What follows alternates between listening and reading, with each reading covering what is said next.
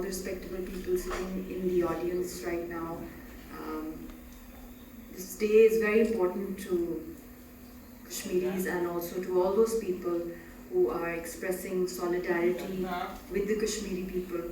And I think it's very important that when we talk about solidarity with Kashmiris, we must realize that over 7 decades have passed and we are still facing the worst form of oppression, genocide, ethnic cleansing, war crimes. And I think what the world is witnessing right now in Gaza and the entire global world order is totally jeopardized after this Hamas-Israel conflict, and the world is, especially the powers that be, they are saying that how can this be possible? I mean, like, this destabilization. So I think all these horrors that we are seeing in the world, because Kashmir and Palestine are the oldest pending conflicts in the world, and it's a tragedy that the UN resolutions have still not been implemented as per the aspirations of the people. And I ask the world that whatever is happening right now in Kashmir and in Palestine, that who is responsible for all this?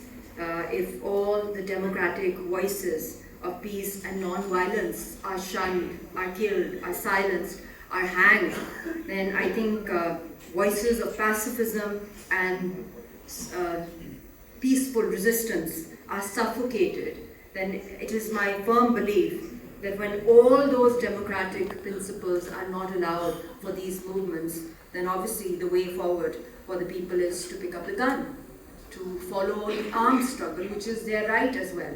But since the world at one time promised the Kashmiris back in the early 90s that if they follow the peaceful path of Gandhi and of Jinnah, the political voices of Kashmir will be heard and be respected.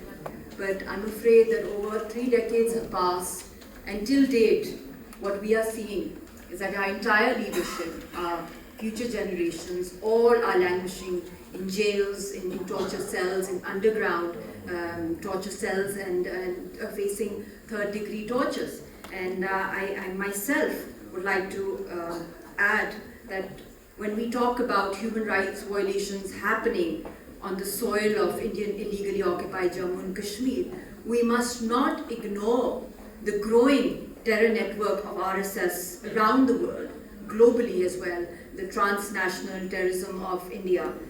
We have witnessed incidents in America, in Europe, in UK, we've done in Australia, Canada, and even in the Arab world, how people are being targeted, especially all those same voices that are challenging the fascist RSS regime within India. And this is a very old terror network which was involved in the assassination of Gandhi and also the massacre that took place in 1947 in Jammu, where over 5 lakh Muslims were beheaded, slaughtered in Jammu. And it is the same RSS which is in power for the past 10 years in India. And we witnessed how Muslims, how Dalits, how Christians, how people of other faiths are being, and even those Hindus that are following the moderate path and do not believe in the extremism of the fascist Modi regime. So I think it's essential that when we speak about the violence that is going on globally because of the terror networks of RSS, I would not even say the Indian state now, because I think RSS has hijacked the Indian state completely, and we see only remnants of the Congress or the secular Constitution of India, which is not even there now on the paper, practically as well. And we're seeing all the doves, all the peaceniks within India are so bullied, they are so scared that they can't even dare to challenge the current regime.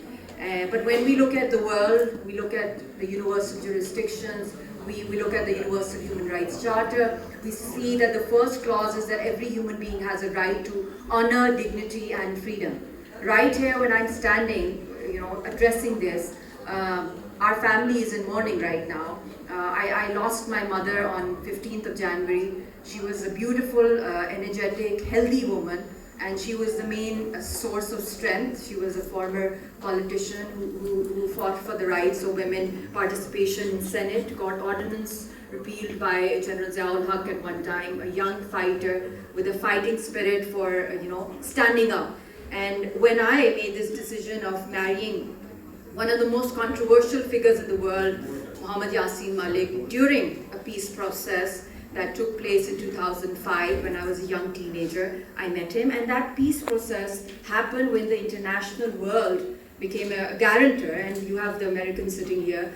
They were instrumental at one time in the early 90s. If you go back to the records of the State Department, of their diplomatic cables, of their ambassadors that were posted in India, and also those that were covering the State Department of the South Asia region, how they would come and convince the Kashmiri leadership in Indian illegally occupied Jammu and Kashmir to follow the pacifist path, the peaceful path, instead of the armed struggle, then the world will listen to them. But somehow, after so many decades, when our entire movement is almost 99.999% is still following the democratic, peaceful path of Gandhi or of Jinnah, I fail to understand that all that we receive is body bags, and our voices are silenced, and what we are seeing in the Hamas-Israel conflict, and why have we reached this position?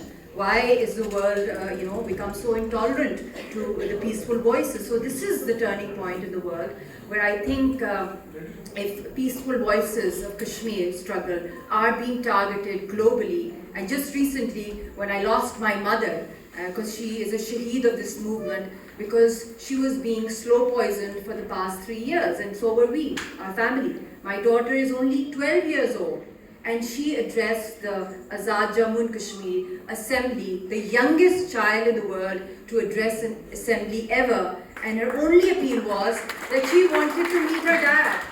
She was only 2 years old.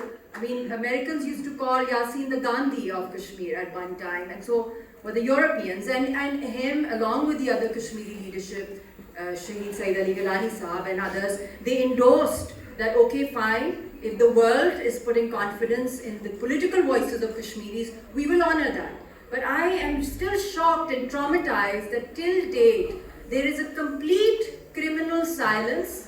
There's I think, selective conscience of the world.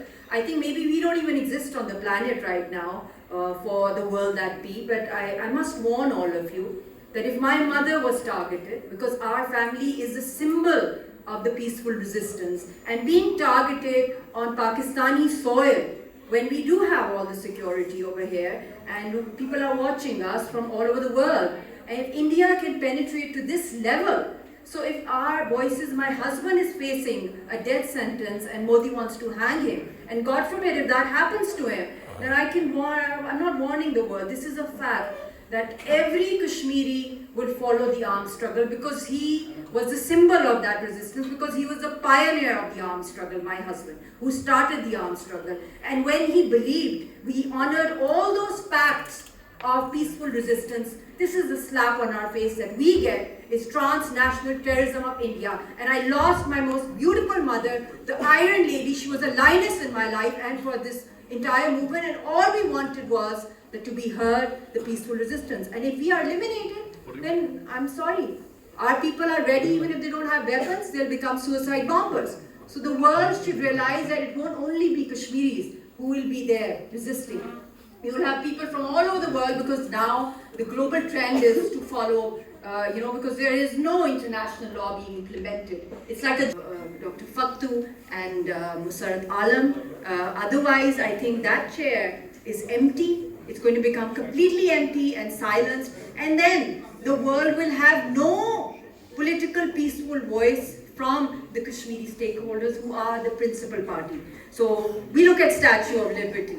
We look at Martin Luther King, we look at Nelson Mandela, we look at Che Guevara, we look at global freedom fighters, and even within Kashmir, we have so many powerful leaders over there. But it's a tragedy, and it is a failure of the world order. And I think if the world fails to acknowledge the struggle of the Kashmiris against the highest occupation of the world, still believing in the principles of democracy, I think a lot is going to change, and then we're stuck between three nuclear countries, India, Pakistan and China.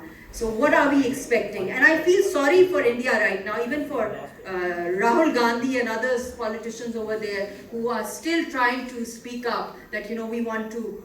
There's this famous dialogue that he addresses in his rallies that nafrat ke bazaar mein, in the market of hatred,